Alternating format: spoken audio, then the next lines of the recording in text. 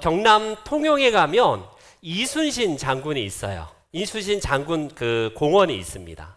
그곳에 아주 커다란 이순신 장군의 동상 밑에 난중일기에 기록된 그 한문이 기록이 되어 있습니다. 필사즉생, 필생즉사. 제가 한문이 약하기 때문에 찾아봤더니 반드시 필이잖아요. 죽고자 하면 산다는 거죠. 반대로 살고자 하는 자는 죽게 된다, 이 말입니다. 우리 한국인이라면 이 성웅 이순신 장군이 남겼던 저 명언을 다 기억할 겁니다. 그의 말처럼 그는 이미 우리보다 오래전에 죽었지만 죽은 것으로 끝나지 아니하고 한민족의 가슴 속에 여전히 살아있는 이름으로 가는 곳마다 이순신 장군을 존경하지 않는 이가 없고요. 한국 사람이라면 이순신 장군을 가장 좋아한다라는 그런 통계고도 있을 만큼 지금도 레전드 중에 레전드로 살아있는 인물 못지않게 우리의 민족의 가슴에 살아있는 사람이 이순신입니다. 그는 노량해전을 끝으로 비록 전사를 하게 되지만 필사즉생의 마음으로, 정말 죽고자 하는 마음으로 이 전쟁에서 승리를 했던 어마어마한 인물이라고 할 수 있습니다. 여러분, 기독교 정신이 저는 이순신 장군의 이 정신이 아닐까 싶어요. 어찌 이순신 장군과 기독교를 비교할 수 있겠냐마는 그는 예수님을 모르는 인물이었지만 그가 이야기했던 필사즉생, 죽고자 할 때에 우리는 살게 된다라는 예수님의 역설적인 신비와 그 삶이 오늘 이 말씀 속에 우리 가운데 주신 말씀이기 때문에 오늘 이순신 장군의 이 한마디는 기독교 정신의 진수를 이야기하는 거다라고 할 수 있겠습니다. 예수님께서는 이 사도 요한이 이런 말씀을 하고 있어요. 사도 요한이 예수님의 말씀을 요한복음 12장에 이렇게 기록을 하고 있습니다. 한번 볼게요. 네, 다 같이 읽습니다. 시작.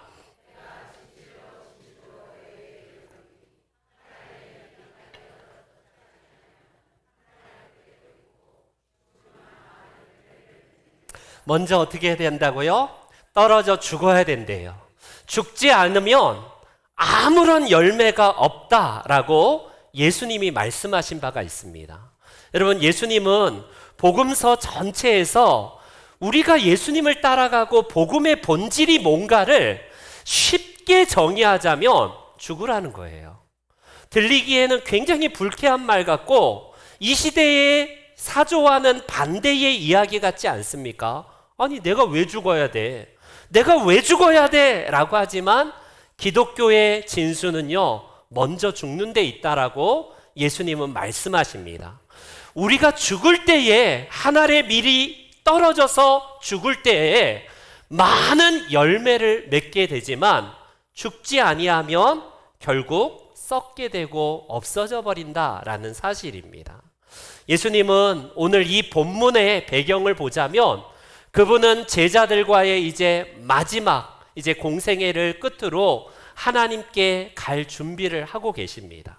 그분은 그동안 제자들에게 수없이 많은 말씀을 통하여서 역설의 신비뿐만 아니라 왜 우리가 주님을 따라가야 되고 왜 이 복음의 길을 걸어야 되는지를 수없이 말씀하시는데요. 예수님은 그분이 하신 말씀 그대로 실천하시고 먼저 순종하셨던 분이에요. 우리 예수님은 하늘의 미랄에 대한 의미를 그분의 삶의 모본으로서 그분이 실천하시고 먼저 죽으셨던 분이 우리 예수님이시다라고 할 수 있습니다. 여러분, 우리가 주님이 우리를 위해서 죽지 않으셨다면 우리는 죄로 인하여서 멸망받을 수밖에 없고 사단의 종로로 타다가 일평생 매여있는 삶으로 살다가 결국에는 죽음 이후에도 사단과 함께 무저갱에 갇혀 있어야 될 사람 아닙니까? 그러나 그분이 우리를 위한 희생양이 되시고 미랄이 되셔서 우리를 위해서 순교하시고 죽으셨기 때문에 우리는 지금 이렇게 살아있다라고 할 수 있습니다.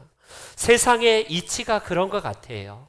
여러분, 우리는 세상이 자꾸 우리를 향하여서 너의 존재를 드러내, 너의 가치를 어떻게든지 PR해, 너는 살아있다는 것을 드러내. 이게 시대의 사조처럼 보이지만 어느 단체든 어느 공동체든 내가 먼저 죽어야지 그 공동체가 평안하고요, 갈등이 없다라는 사실은 진리라고 할 수 있습니다. 문제는 어때요? 내가 죽지 않는다는 겁니다. 아니, 죽는 게 그만큼 어려워요. 아니, 내가 자존심이 있지, 내가 이만큼 쌓아놓은 경력이 있고 내가 그동안 해왔던 게 있는데 내가 죽으라고? 무슨 소리야? 이게 오늘날의 우리를 향한 계속 시대의 사조 아닙니까? 그러나 예수님은 또 죽어야 돼. 네가 죽어야지만이 진정으로 이 복음이 무엇이고 나를 따른다는 것의 의미가 뭔지를 네가 알게 될 거야. 예수님은 말씀합니다. 가정에서 여러분 죽으십시오. 여러분들이 가정에서 먼저 내 자신을 죽는 데 처하지 않는다면 그 공동체는, 그 가정은 날마다 실고로울 겁니다. 교회도 마찬가지 아닐까요? 내가 죽으면 그 교회는 평안합니다. 평안해요. 내 고집과 내 자아와 내 여전히 주장이 살아있기 때문에 늘 시끄럽습니다. 늘 갈등이 떠나지 아니하여 늘 불화한 교회가 될 수밖에 없다라는 겁니다. 그렇기 때문에 예수님은 우리들에게 복음의 본질이 뭐냐? 오늘 본문에서 가장 간단하게 죽으라는 겁니다. 죽어야 된다는 거예요. 이 죽음에 대한 의미를 우리가 하나님의 말씀대로 실천한다면 생명의 참 역사가 그때부터 시작된다라고 말씀하시는 겁니다. 그래서 그런지 우리의 사도 바울은요, 우리가 이런 고백을 하지 않습니까? 그의 고백은 나는 날마다 죽습니다. 나는 날마다 죽음을 경험합니다. 이 고백을 해요. 여러분, 이게 그냥 허투루 듣기 좋으라고 하는 말이 아니라 사도 바울의 실제 심경이 담겨져 있는 고백입니다. 내가 죽지 않으면 어떻게 내가 이방인의 사도로 사역을 감당할 수 있으며 그 화려했던 옛날의 영화, 그때로 돌아가고자 하는 마음이 생기지 않겠습니까? 그렇기 때문에 사도 바울은 나는 날마다 죽습니다. 나는 날마다 죽음을 경험합니다. 이 고백을 하는 거예요. 우리가 자주 암송하는, 여러분, 갈라디아서 2장 20절, 한국인이 가장 좋아하는 성경 구절 중에 하나인데 이렇게 사도 바울은 또한 고백합니다. 다 같이 시작.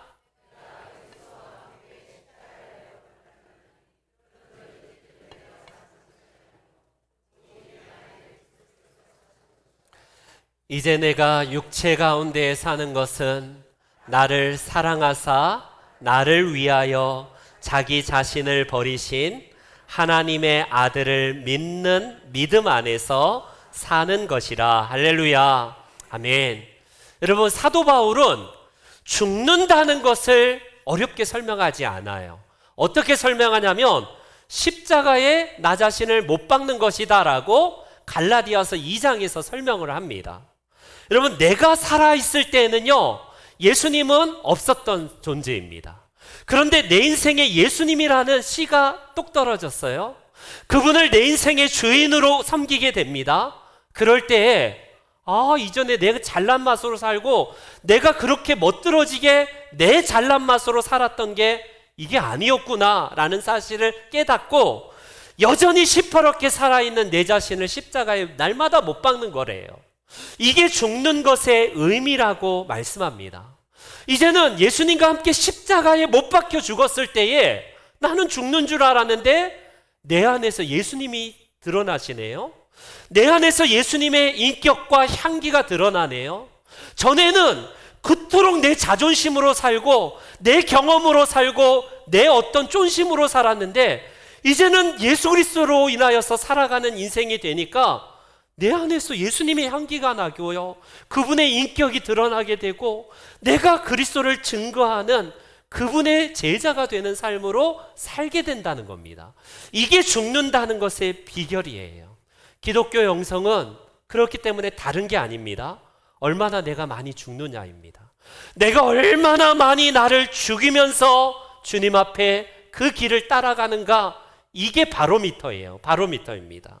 내 신앙의 수준은 내가 주일 성수 얼마나 잘했는가, 내가 11조를 얼마나 빼먹지 않고 하느냐, 내가 직분을 어떤 직분을 맡았느냐, 물론 그런 것도 기준이 될 수도 있지만 가장 중요한 것은요, 내가 얼마나 죽고 있느냐예요. 죽고 있느냐. 조금만 하면 막 내 자아가 막 튀어나오고 내 본성과 내 혈기가 뚝뚝 튀어나오지 않나요? 안 죽은 거예요. 안 죽었습니다. 여전히 내 안에서는 그리스도가 드러나야 되는데 내가 죽지 않기 때문에 내가 살아서 왕노릇하고 내가 내 인생의 주인으로 살게 되는 것이라고 할 수 있습니다. 그래서 복음은 우리들에게 예수님을 통해서, 사도 바울을 통하여서, 오늘 본문을 통하여서 죽는 거래요. 네가 먼저 죽었을 때에 비로소 삶의 가치와 의미가 뭔지를 깨닫게 된다라고 예수님은 말씀을 하게 됩니다.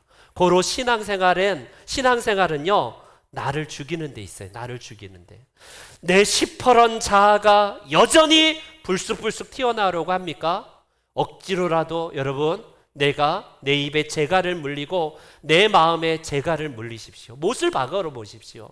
내 삶에서 나 자신을 드러내려고 하고 내 본질을 알아주지 않는다라고 해서 내가 서운해하고, 그럴 때마다 내 자아를 쳐서 복종하고요, 내가 죽이는 그 연습을 날마다 바울 사도처럼 해야 되는 겁니다. 사랑하는 성도 여러분, 여러분들은 이런 면에서 어떻습니까? 오늘 우리에게 주신 9번째 역설의 진리는 바로 먼저 죽기를 결심하고, 아니, 예수님은 죽으라는 겁니다. 내 자신을 어떻게 죽여야 되는가? 우리는 죽어야 된다는 사실을 신앙생활을 하면서 다 알지만 그 방법에 대해서는 잘 모를 뿐만 아니라 실천하기도 어려운 것이 오늘 본문의 말씀이에요. 차라리 헌금을 내라고 하지, 차라리 주일 성수 빼먹지 말라고 하지, 이건 쉬울지도 모르겠어요. 그런데 예수님은 너를 죽여야 돼, 너가 먼저 죽어야 돼, 이 말씀을 하시거든요. 그렇다면 남은 질문은 이겁니다. 어떻게 내 시퍼렇게 살아있는 이 자아라는 이 믿음의 장애물을 어떻게 주님 앞에서 십자가에 못 박을 수 있을까? 이거에 대한 말씀입니다. 그래서 오늘 본문을 중심으로 3가지 짧은 시간이지만 함께 나눔을 할게요. 먼저 본문 24절 상반절을 한번 보겠습니다. 24절 말씀 우리 같이 함께 누구든지 시작.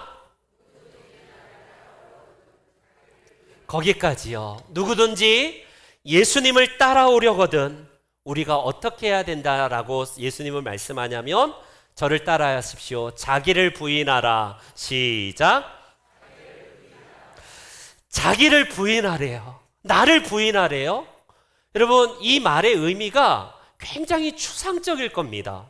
나를 부인하라? 이 말이 뭘까? 그동안의 기독교 영성은 유교나 겸양을 딱 이렇게 혼합해서 나 자신을 그냥 겸손하게 하라는 건가? 나를 비하하라는 말이는가? 이렇게 오해하기 쉬운 말입니다.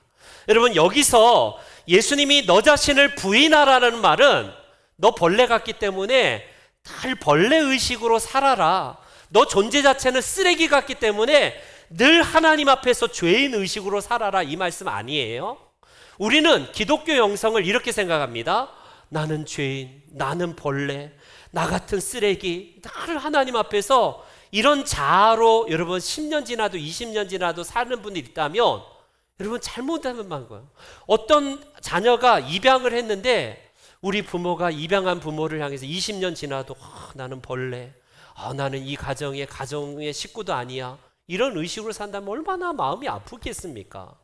물론 우리가 하나님 앞에서 죄에 대한 본질을 고백할 때에는 벌레 같은 나 자신이라고 찬송도 하고 고백도 하게 됩니다. 그러나 이 말씀에서 네가 벌레이기 때문에 너를 부인하라, 이 말씀이 아닙니다. 예수님은 우리의 존재 가치가 얼마나 귀한지를 역설적으로 26절 말씀에 이런 말씀을 하세요. 우리의 가치를 이렇게 말합니다. 26절 다 같이 읽어볼게요. 26절 시작. 사람이 만일 온 천하를 얻고도 제 목숨을 잃으면 무엇이 유익하리요? 이렇게 말씀합니다. 여기서의 목숨이 너 필요 없어, 너 인격은 쓰레기 같고 너 본질은 죄인이야, 이렇게 말씀하지 않습니다. 한 영혼이 천하보다 귀하다라고 하나님은 우리들에게 선포를 해요. 우리가 얼마나 존귀한 자인지, 가치가 있는 존재인지를 예수님은 26절에서 이렇게 이야기를 하십니다. 그렇다면 자기를 부인하라는 말은 내가 자기를 학대하고 자기를 비하하라는 말이 아닌 것임은 분명해 보입니다. 그렇다면 자기 부인하라는 말은요, 역설의 의미가 담겨져 있지만 이 말씀은요, 궁극적으로 자기 긍정을 위하여서 내 자아를 부인하라라는 의미입니다. 참된 자아를 일깨우고요, 거짓된 자아를 늘 포기하라라는 말씀입니다. 여러분, 하나님이 우리를 하나님의 형상답게 태초에 우리를 창조하셨어요. 우리를 창조하신 그 하나님의 자아, 참된 내 자아는요, 늘 예수님 하나님 말씀을 듣기를 기뻐하고요, 그분의 말씀에 순종하는 자아로 나아갑니다. 그것이 우리의 존재 자체의 기쁨이기 때문에 늘 하나님과 교통하면서 살아가는 것이 우리의 참된 자아였어요. 그런데 죄가 이 땅에 들어온 순간에 우리의 참된 자아가 타락하기 시작합니다. 그러고만 나서 우리의 참된 자아는 병들기 시작하고 결국 거짓된 자아, 타락한 자아로 말미암아 하나님의 말씀 듣기를 꺼려하고 듣기 싫어합니다. 하나님의 말씀에 순종하기보다는 우리의 죄성의 본성에 나오는 방법대로 살아가고 내 혈기와 내 의대로 살아가는 게 훨씬 편해졌어요. 완전히 질서가 어그러지고 깨어져 버렸죠, 죄로 인해서. 그렇기 때문에 여기서 너 자신을 부인하라는 것은 바로 그겁니다. 하나님을 만나기 전에 내가 세상에 속했던 것들이 좋은 것들을 부정하라는 거예요. 부인하라는 겁니다. 내 자신이 그리스도를 믿고 나서도 이게 없어지지 않기 때문에 끊임없이 치열한 영적인 싸움을 날마다 자기 자신을 부정하고 부인하라는 말씀이에요. 여러분, 우리가 어떤 존재입니까? 나 조금만 안 알아주면 서운해하고 어떻게 합니까? 불쾌하면서 나 자신을 확 드러내지 않나요? 이게 우리의 인간의 본 모습이에요. 그런 우리들에게 예수님은 너 자신을 죽이기 위한 첫 번째가 부인하라는 겁니다. 우리에게 잘 알려진 시인과 총장의 그 주인공 하덕규, 우리 하덕규 가수는 예전에 지었던 가시나무라는 노래로 우리들에게 이렇게 가사를 전달해 줍니다. 그분은 오랜 세월 동안 대마초와 그리고 세상의 인기를 위해서 가수의 길을 달리다가 그가 예수 그리스도를 만나게 돼요. 그리고 예수님을 만나고 나면 내 삶이 이제는 거짓된 자아의 종노릇이 아니라 참된 자아로 늘 예수님을 기쁘시게 할 것처럼 비춰졌는데 이건 웬걸? 예수님을 믿어도 내 안에 가시 같은 이런 것들이 불쑥불쑥 튀어나와요. 여기서 말하는 당신이 누구냐면 주님을 말합니다. 주님이 내 안에 들어오셔서 주와 함께 거하는 이 영적인 기쁨 대신에 내 속에 가시 같은 이 존재로 인해서 늘 치열한 영적 싸움이 끊이지 않는다는 겁니다. 정말 실제적인 표현이지 않습니까? 그렇기 때문에 여러분, 하덕규 씨가 이야기했던 가시나무처럼 우리는 우리 안에서 날마다 올라오는 우리 자신을 부인하셔야 돼요. 그래서 우리 안에 있는 모든 가시들을 다 거두어내고 그분이 쉬시기에 편한 우리들의 마음의 자리가 되어야 된다라고 할 수 있습니다. 그때 비로소 나는 죽게 될 뿐이지만 죽는 게 아니라 그분이 살아나시는 역설의 신비가 있다라고 말씀합니다. 사랑하는 성도 여러분, 여러분들이 먼저 죽으십시오. 그 죽음은 첫 번째, 나 자신을 부인하는 비결입니다. 두 번째, 다시 한번 오늘 본문 24절을 한번 볼게요. 하반절, 자기 십자가, 거기서부터 있습니다. 시작. 여러분, 두 번째 예수님은 죽기를 위한 비결이 무엇인가를 말씀하는데, 자기 십자가를 날마다 지라라고 말씀하십니다. 이게 죽는 비결이래요. 내 십자가를 날마다 지고 주님을 따라가는 것, 이게 우리가 죽는 비결이라고 말씀합니다. 여러분, 어떤 분은 가끔씩 목사님, 나는 평생 시어머니가 내 십자가입니다. 매일 타박하고 지금까지도 잔소리하고 지금까지도 막 너무너무 힘들게 합니다. 그러니 시어머니가 너무너무 내 십자가예요, 이렇게 말합니다. 찬송가 중에 제일 좋아하는 찬송가가 그래서 시험이 오나 겁없네, 뭐 이런 찬송을 좋아한대요. 여러분, 어떻습니까? 이게 진짜 십자가일까? 나를 괴롭게 하고 나를 힘들게 하는 사람이나 어떤 환경이나 그런 거를 보통 십자가라고 합니다. 내가 암으로 인해서 내 건강 때문에 나는 그거에 내 십자가예요. 물론 이런 표현도 하기도 해요. 아이고, 저 남편이란 게 저 왼수 같은 인간이 내 평생의 십자가예요, 뭐 이렇게 얘기도 하죠. 여러분, 맞습니다. 그게 십자가라는 표현의 의미가 뭔지는 알지만 진정한 의미에서 십자가는 어떻습니까? 여러분, 내 삶에서 나를 힘들게 하고 내가 편하게 살고자 하는데, 내가 기쁘게 살고자 하는데 나를 힘들게 하는 그 대상이 십자가라고 말씀하지 않아요. 오히려 우리가 십자가를 통하여서 주님의 십자가를 질 때에 우리 자신을 죽게 된다라는 사실을 말씀할 때, 여기서의 십자가는 뭘까요?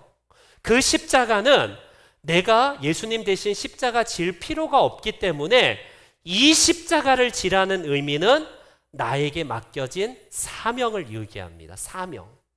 여러분들의 사명은 뭐예요? 주님이 우리들에게 이 사명을 감당하면서 그것에 매진할 때, 그것을 구할 때에 우리는 편리함을 잃어버릴 수도 있습니다. 우리의 시간도 잃어버릴 수도 있고 내 자존심도 잃어버릴 수도 있을 거예요. 내가 이것에 매진할 때에 내 모든 것들이 다 포기되는 경험을 할 수도 있을 겁니다. 그게 여러분들의 십자가고 여러분들의 사명이에요. 보편적으로 여러분, 우리들의 십자가가 뭘까요? 복음 전하는 일 아니겠습니까? 내가 복음을 듣고 반응하고 예수님의 제자가 된 것처럼 너희는 땅끝까지 이르러 복음을 증거하라 라는 주님의 명령 따라서 우리가 그 복음에 실천하는 것, 이게 우리의 사명일 수도 있어요. 빛과 소금으로 살라는 주님의 명령을 따라서 그 말씀에 순종하는 사명도 있을 겁니다. 그런데 여러 사명들이 있지만 각자에게 독특하게 특별하게 주신 사명이 있을 겁니다. 저에게는 어떤 사명이 있을까요? 신명중앙교회라는 한 교회의 목회자로서 이 교회를 목회하라라는 사명이 주어져 있습니다. 그것이 여러분들의 각자의 상황 속에서 다 다른데, 여러분, 그것과 함께 내가 편리함을 선택하고 내 주신 사명 대신에 내가 지기 쉬운 편리한 것들을 찾아서 그것을 찾으려 한다면 생명을 잃게 된다는 거예요. 무엇이 진정으로 죽게 되는 것인가? 여러분들에게 주어진 십자가, 그 사명을 타협 없이 지금도 정말 주님이 나에게 맡기신 것 타협하지 아니하고 맡겨진 십자가를 지는 것, 그게 우리가 죽는 방법이라고 말씀합니다. 사도 바울은 골로새서 1장 24절에 이렇게 증언을 하고 있어요. 같이 함께 봅니다. 시작.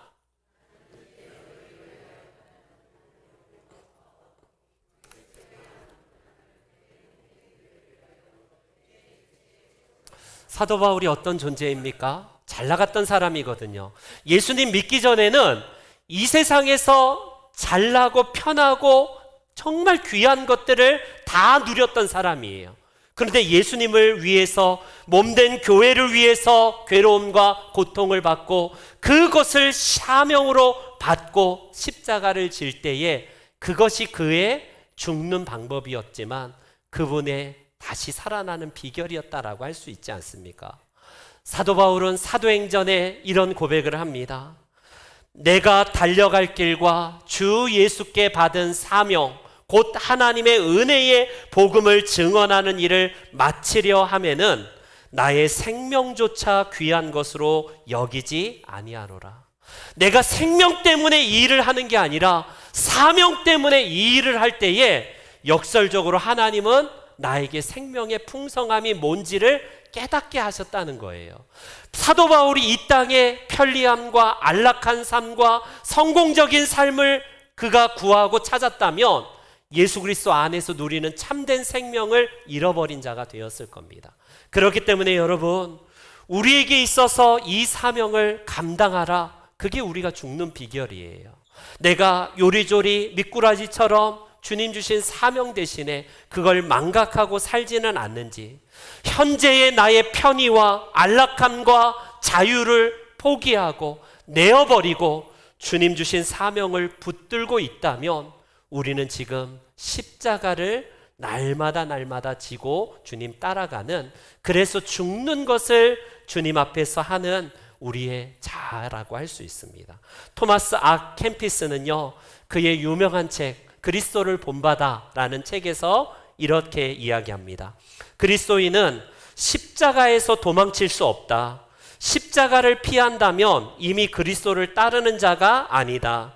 그대가 밖으로 도망쳐도 거기 십자가가 있고 안으로 숨어도 거기 십자가를 볼 것이며 위로 올라가도 십자가가 기다리고 밑으로 파고들어도 십자가가 있을 것이다. 여러분들의 십자가 사명은 무엇입니까? 이 사명과 십자가를 짐을 통하여서 생명의 풍성한 가치와 의미를 다시 한번 경험하시기를 주님의 이름으로 축원합니다. 마지막으로 세 번째, 우리가 어떻게 죽으라고 주님이 말씀하실까요? 27절을 한 번 더 우리가 함께 읽습니다. 27절 시작. 다 같이요. 다시 크게 시작.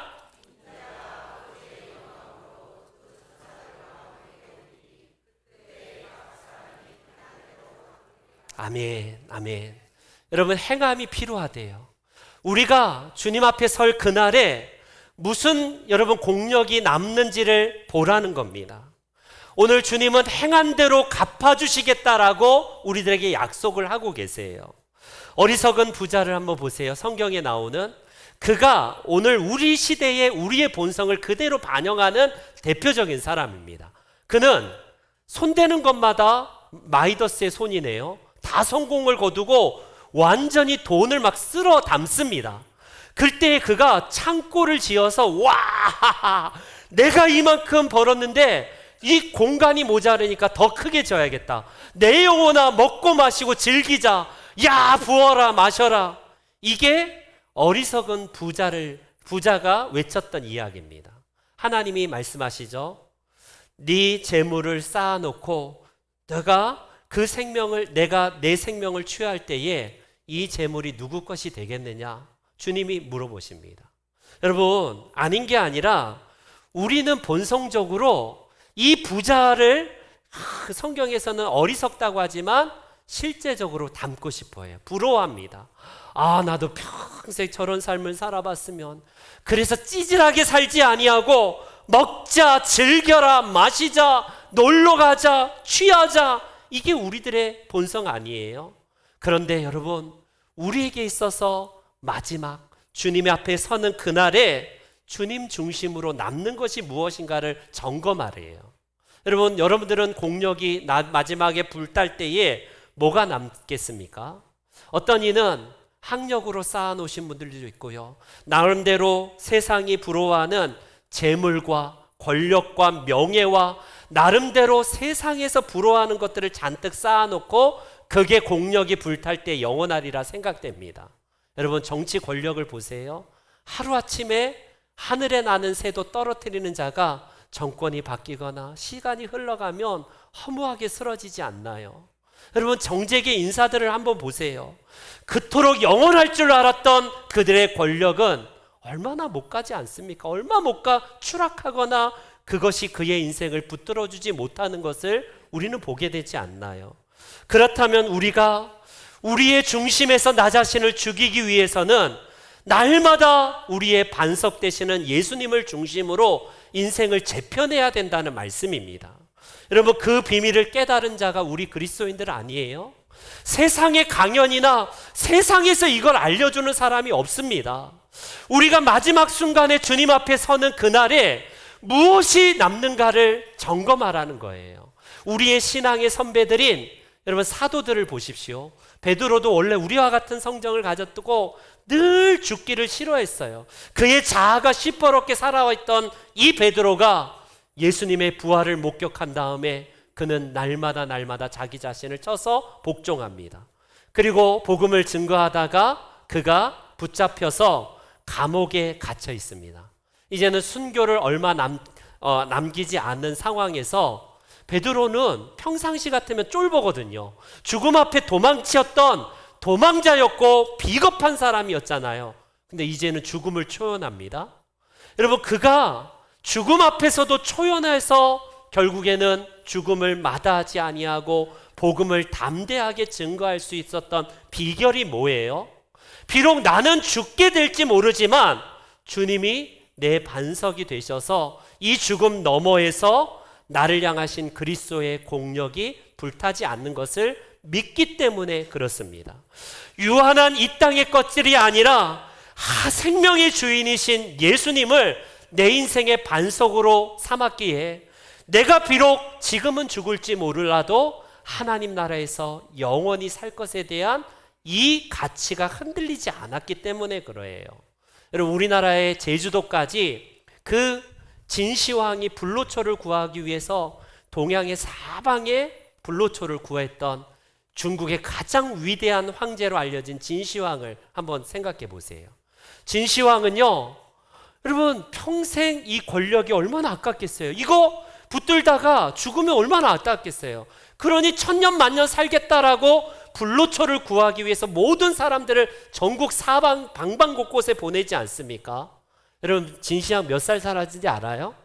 그가 권력을 누렸던 그 권력의 허무함, 50년 살다가 죽었습니다. 50년. 여러분, 그가 그동안 쌓았던 명예, 엄청난 재산, 그의 위치와 자리, 그게 얼마나 그거 남기고 죽기가 아까웠겠어요. 그러나 그의 인생의 지탱을 못 해주지 않나요? 죽음조차도 그의 죽음 무덤은 얼마나 화려합니까? 그의 무덤을 보십시오. 수없이 지금도 엄청나게 관광객이 몰려드는 그 진시황제의 무덤에는 대단한 것들이 있지만 무덤으로서 그의 인생은 끝나버리고 있지 않나요? 반면에 여러분 어떻습니까? 우리의 인생은 어때요? 특별히 우리의 영원한 하나님을 인생의 반석으로 삼았던 짐 엘리엇 선교사를 기억합니까? 짐 엘리엇. 여러분, 28살 때 순교했어요. 영국의 가장 유명한, 우리나라의 서울대처럼 가장 유명한 대학을 졸업하고 그의 앞길이 창창한 그가 하나님께 헌신하면서 아직 복음을 듣지 못하는 에콰도르의 한 부족, 아우카 부족에게 복음을 증거하기 위해서 저 청년 5명이, 짐 엘리엇을 포함한 5명의 청년이 선교사로 지원해서 그 땅을 갑니다. 그가 20살, 여러분 20살, 우리 하람이가 20살인데 20살 때의 그의 일기를 한번 보세요. 이런 일기를 남깁니다. 한번 읽어보겠습니다. 시작.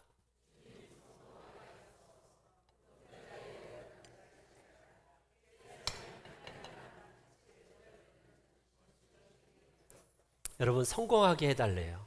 이 성공이 세상 성공이 아니라 하나님을 드러내는 내가 그렇게 축복의 통로가 되게 해달라는 이 20살 아이가 이런 얘기를 합니다. 여러분, 그의 삶이 얼마나 하나님 앞에 헌신된 자였던지 22살 때에는 유언과 같은 이 일기장에 이런 명언을 남깁니다. 우리 한 번 더 볼게요. 네, 같이 읽습니다. 시작.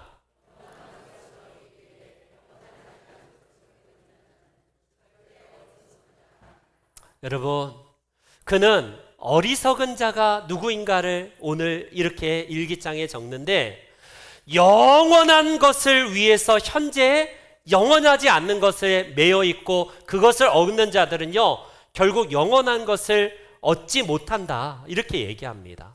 그는 6년 전의 일기장에 영원한 것을 여러분 얻기 위해서 6년 만에 그의 일기장 그대로 순교의 제물이 됩니다.